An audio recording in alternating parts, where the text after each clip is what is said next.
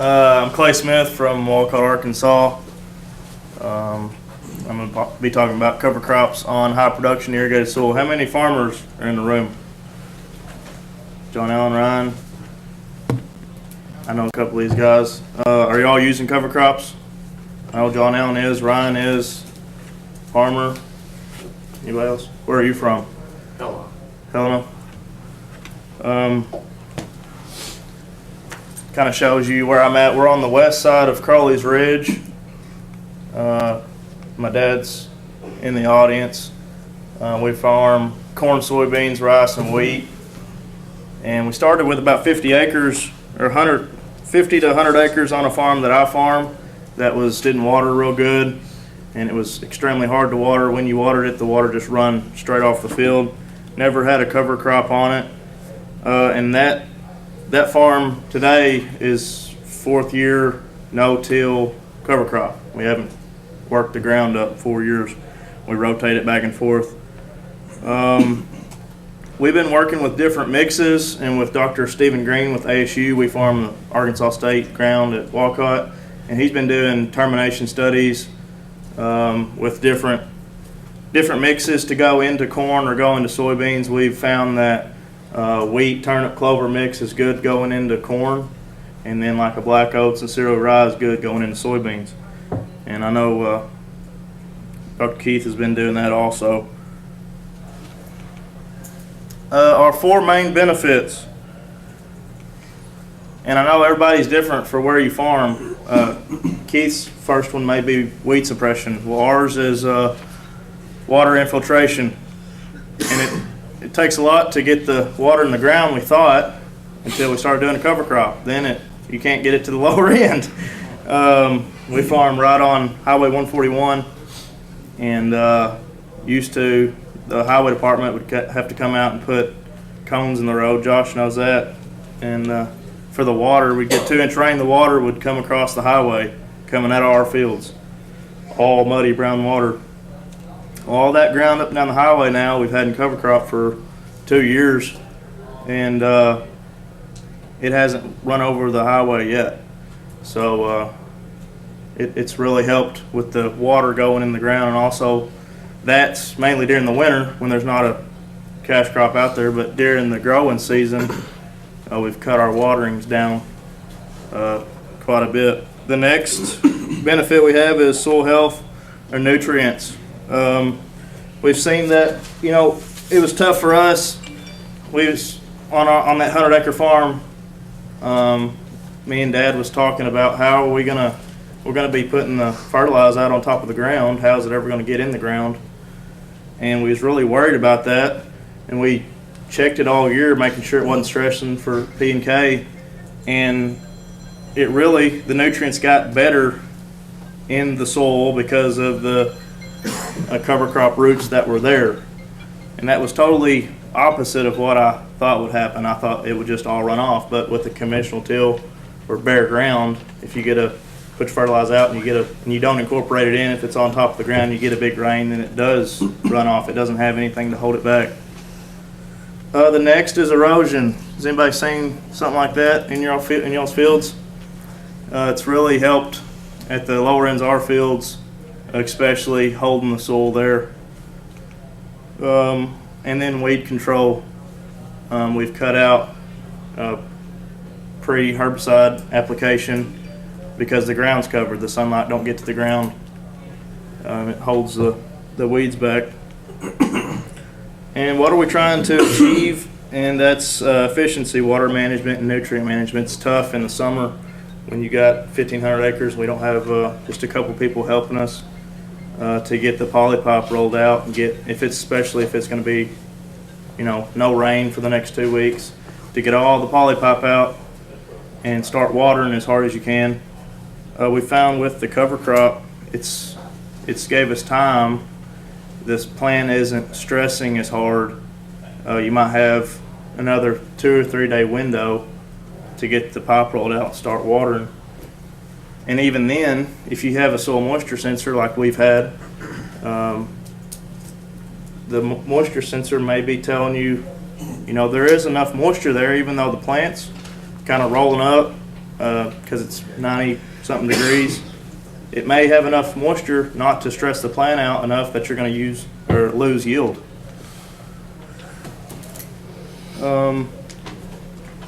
Some equipment we have and we've built and we've used, and it's been a, how long, Dad? Three-year deal. We've been working on this, and it does take different equipment to do different things, and we're kind of in a different mindset of the way we are doing things.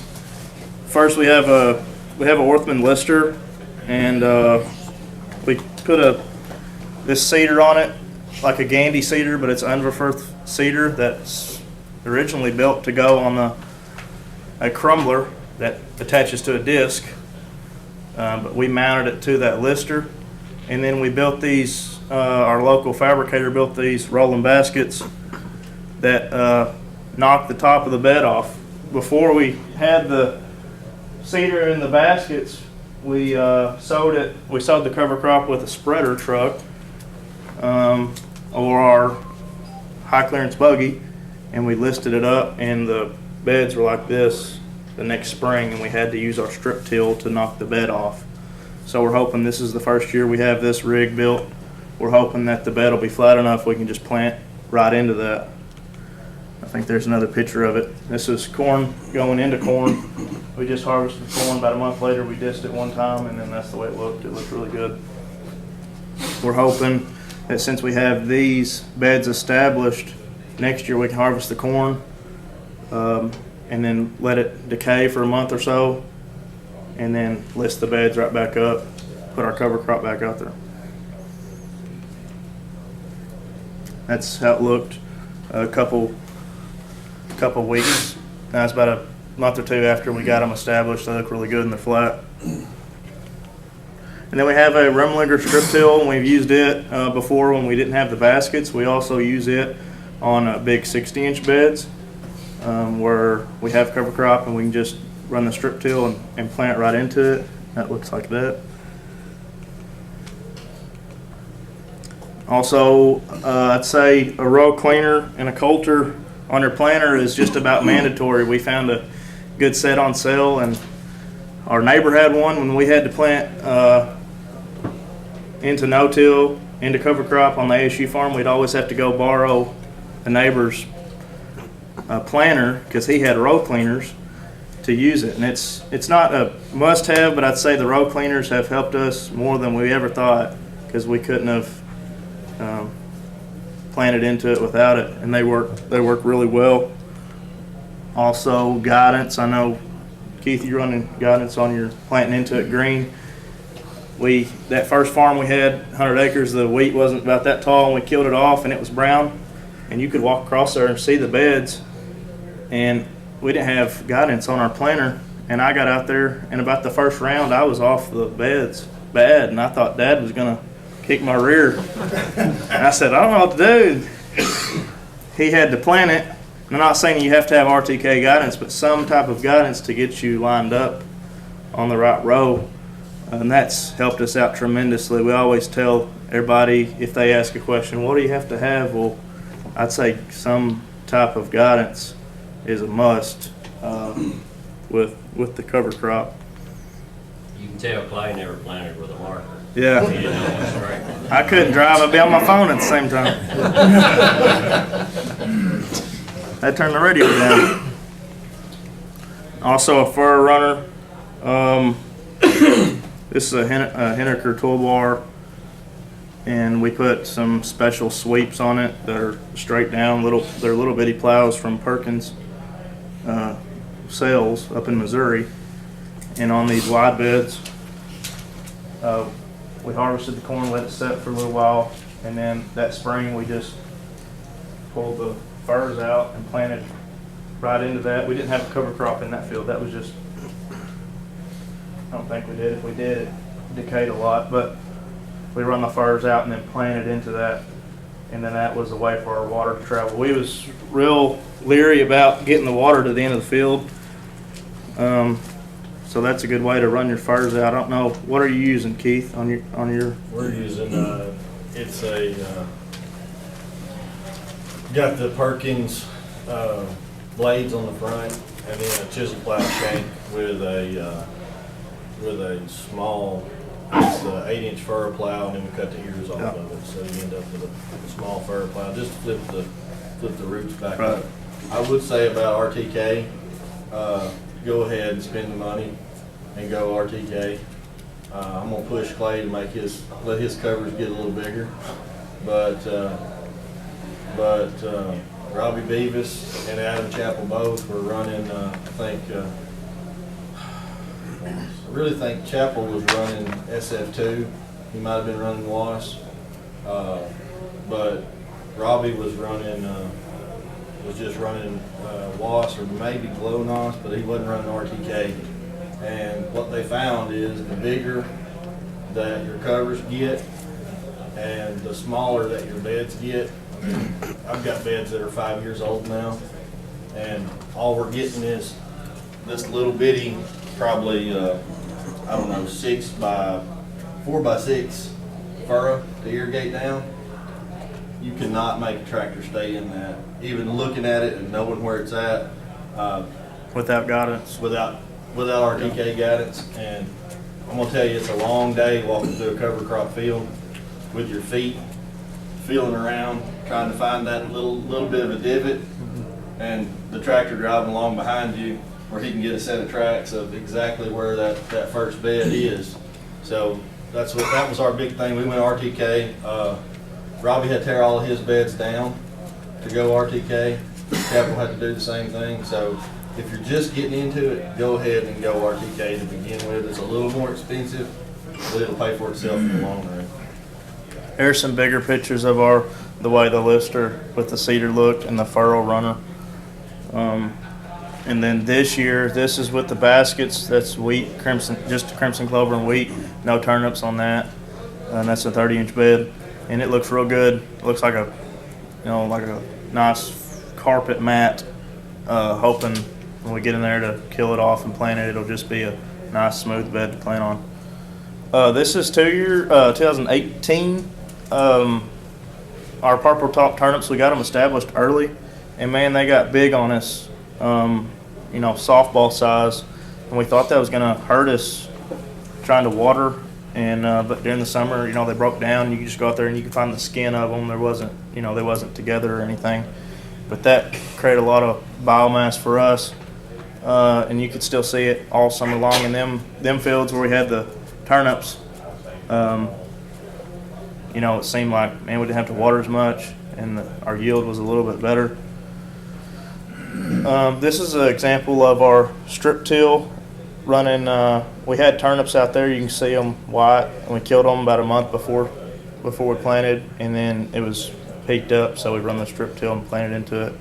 And there's the turnips, pretty big. On our irrigation, we had has anybody heard of the crop per drop contest through Dr. Henry? We had a field of that, and that's using trying to get the most yield and by using the least amount of water. And we had a field with a cover crop by our grain bins, and then a field right next to it was conventional till. And we had a John Deere soil moisture sensors in both the fields side by side. Real good comparison. And we just went to John Deere and got the maps printed out. I didn't put them on the slide, but the cover crop field with a crop per drop, we watered it how many times? 3 times. And Dad never got water to the lower end of that field, and that field ended up getting second in the contest. And right beside it, we watered the conventional till about 5 or 6 times. So we cut our water in half, and the field with the cover crop out yielded it. Efficiency is our main thing. Dad kind of said this quote: we won't have stuff that'll work for everyone based on where you're at, but some of what we do will work just about anywhere. If you're in gumbo rice like we farm on Cash River, no, I'm not looking at putting a cover crop down there. There's, up on the ridge where we're at, where it's buckshot ground, you get one rain and it seals over, and for 8 months the water just runs off of it. Yeah, that's where you need a cover crop, especially. And that's all I have. Does anybody have any questions for me or for Keith? Yes. Probably for both of y'all, a two-part question on your, when did you terminate your cover crop in relation to planting and it for corn and beans, and what makes you determine when you terminate? Well, for Keith, it's different because he likes to get his tall, so he'll terminate it after he plants. But for us, we kind of just had our feet in the door, so we would terminate it at the end of February or 1st of March if we're going to plant corn the 20th of March. And was it last year or 2 years ago we had to spray it with the airplane? Last year. Last year when it was so wet, we couldn't get a ground rig across it, so we had to spray it with a plane, which was not our first choice, but it did terminate it pretty good. So for me, I would be, if we've got, plenty of soil moisture, I'll terminate in the morning, plant in the afternoon, or terminate at night, plant the next morning. But at the same time, if you wake up and pull a weather app up on your phone and it ain't gonna rain in the next 10 days, we may go ahead and terminate 10, 14 days early, just to be sure we're conserving what moisture we got. You got a growing plant there, it's using moisture. So that's a benefit in a wet spring, but it's a negative in the dry spring, so you wanna go ahead and terminate it. So you're basing it not really on planting date of your cash crop, but you're using other factors. I'm using weather is probably our biggest one. Now, to do that, my scout hates me because we start scouting for insects about 2 weeks before planting just to see what's there. And what we've been finding on our best field, we have, so we start scouting a little bit ahead of our proposed planting date. Thank you for asking that. And what we're finding is in most places, our beneficial insects are at such a high ratio to our pests that we're not concerning the green bridge at all. Our highest fields, we're getting in the upper 60s to 1 beneficials to pests. In our worst fields, we're 15 to 18 to 1. So we feel like we've got enough beneficials, and that's part of the reason that we're scouting, is to make sure that we've got beneficials. If we don't have enough, we will go ahead with some kind of application to control what pests are there. So that's the main reason that we're scouting. And we're really pushing that green planting to give that cover as much time as possible. And is there any crop insurance people in here? Okay, good. So a few years ago, we got into a situation like we had this year where we weren't able to get all of our covers in the fall. And I went in February and planted 30 pounds of sorghum Sudan and planted soybeans into it. And I actually waited about 3 weeks after planting before we terminated that sorghum Sudan. And just to get some size on it, it got up, a little over knee high. It wasn't huge like we would like it. I mean, I love shoulder high or better, but we didn't have a cover at all out there, and we got something in. So in that case, we did wait a long time past planting. But that was an isolated thing, and we didn't see any yield loss. But trying to do something in February, you got to have the right weather to get in there to get something on. You have trouble cut worms right after emergence? Haven't had any issues with cut worms. Now, like I said, we're scouting and we scout hard. My scout, he says that I'm the first guy that he's worried about in the spring because he wants to get out there and he's usually scouting 2 to 3 days a week until we get to a point where he feels like, well, it's really when he gets to a point that he's so stinking busy with everybody else that he can't do that. We had to spray for armyworms in the rice. That was, I don't know whether that was just a freak deal or what, but we've always heard that, you don't have much trouble with the green bridge, but we had a green bridge. Yeah. We planted the rice into the green, and it was, they were hammering it pretty good. Is there any talk, because in Arkansas the problem we have some in Louisiana also with resistance, weed resistance to keep their pesticides. Is there any talk about, I haven't heard much, about being concerned with terminating crops, and because the diversity of cover crops, is there a possibility of getting building resistance? And there is possibility of getting resistance built up. Is anybody concerned about that? Is work being done about that, or is that being talked about anywhere? Well, I mean, on resistance, what you get into with resistance is, and we've seen it back in the early '90s, is you would have that one stalk of Johnson grass that Roundup didn't kill. Well, rather than going out there and taking care of it, it's just one stalk of Johnson grass. Right. So what we do in the covers, we'll run Roundup. I had some purple hull peas last year. We ran 2 shots of Liberty before we planted the peas because we killed out some annual ryegrass. We still had some left. We hit it with another shot. We want to make sure that everything in the field dies. And if we get into a situation where we kill it early and we don't get a kill as we want to with Roundup or Liberty, we'll come back with Gramoxone and wipe out whatever's left. So I don't really feel like we're going to see, as long as we're managing our covers and we're making sure that they're terminated, then I don't think that we're going to see an issue with any herbicide resistance. Does that need to be talked about in these meetings, resistance? I mean, we haven't seen, Ryan, have y'all had any issues with terminating covers and then having some of them that But survive? when you see issues, you see it's too late. In the You too late rice, we did, but we didn't. You know, I think you feel like that you don't get as good at. We sprayed again, so we sprayed Roundup, and then we came back with Gramoxone. And we probably didn't have to come back with that Gramoxone, but we did anyway. So I can't really say for sure. You know what I mean? I guess the point I want to make is that everyone needs to be aware, just to do what you're doing and making sure it's dead. If there's a plant out there that survives, go take it out. I think the other part of it is making sure the seed source, you know, that is Yeah, you reliable, gotta have a clean, reliable seed source. clean seed source. And use full rates, don't cut rates. Yeah. Any other questions?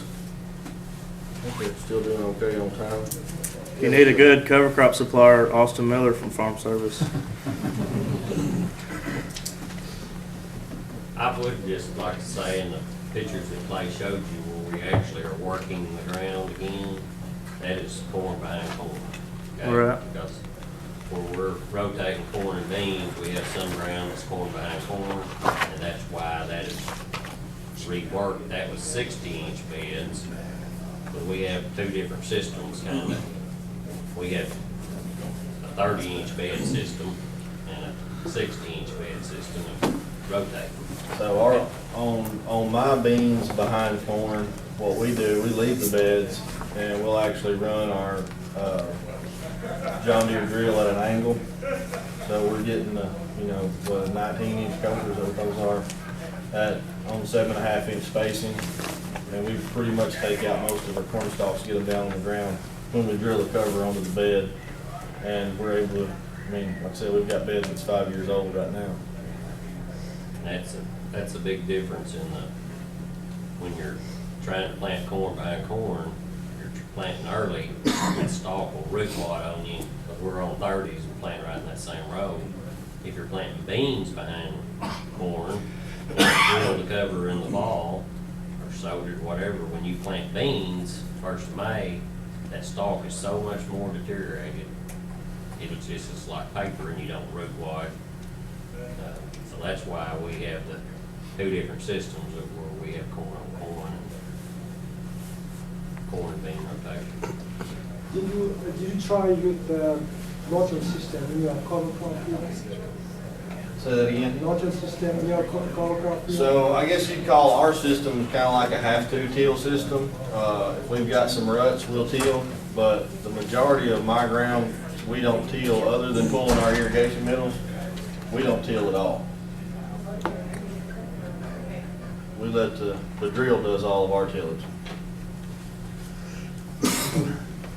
Have either one of y'all used a crimper roller for termination or for better stands on corn No, actually what I do is, we put 1.5 pounds to 2 pounds of hairy vetch in every mix, no matter what it is, what plant, what crop it's going into, or what crop it's coming into it. And the same thing, if y'all ever cut wheat with hairy vetch in it, then, or with vetch in it, you know how vetch pulls the wheat down, does the same thing in the cover. So a lot of times on that 7.5 inch spacing drill, with the vetch in there, we're getting everything down on the ground as we go That's for through it. beans. I've seen him on some corn planted into some tall cover, you know, about, like you said, shoulder height. And the corn seems to have a little bit more trouble getting a uniform stand in all that shade. And the planter's not gonna push it down like a drill does. Right. So then you got a couple options. You can either go, there's been some guys using flat rollers. I think Adam does, Mike, do y'all use flat roller? No, not okay. I know Chapel has used a flat roller before, and so has Robbie. They both use a flat, smooth roller. Does it work, or does it stand back up? Well, some of it will stand back up, but you know, the goal is to get as much as you can down. Terminate it with your glyphosate or whatever, Yeah. then roll it, and Yeah. maybe it won't. Which terminate it, and what Robbie had the best luck with was the 1.5 pounds of vetch, and then terminate, and then roll it right before the planter while everything's still green, and it'll get down on the ground pretty good. But you gotta plan with the direction of rolling too. Yeah, you gotta have, that's the thing, if you've got a 40-foot roller, you need a 40-foot planter. Because you can't go back against No, the when you go against the grain, you cause yourself problems, a lot of problems, so. That's, for us, we like to plant into it standing too, for that reason, because it makes a mess if it's, you got that tough skin Yeah. under trying to plant. Have y'all done any comparisons on beans, planting into it laid down flat or leaving it standing? I mean, a difference in, you know, yield as far as the beans performance? No difference in yield. It makes me feel better when it's laid down, because when it's standing, you kind of get this half standing, half not really standing, and the thick mat, sometimes the beans will be, the stalk will be kind of spindly, because, you know, before it throws those first 2 leaves out, it's trying to get to some good sunlight. So I like it rolled down to where it's, you know, it's gonna be 2 inches tall laying on top of residue, rather than getting up there, you know, 3 inches tall or something, where it's not really laying down and not really standing up. Another way to look at that is you don't know what you got from a crop standpoint. If it's standing up, you can't see it. Now, you can't drive by from the road and say, boy, we got a good stand of beans. You're gonna have to get out there and walk. It's even worse in cotton, because you have just, naturally, you got fewer seeds out there per acre. Right. So it's terrifying. We probably got time for one more question. The sign-in sheet's on the back, if y'all are needing CEUs.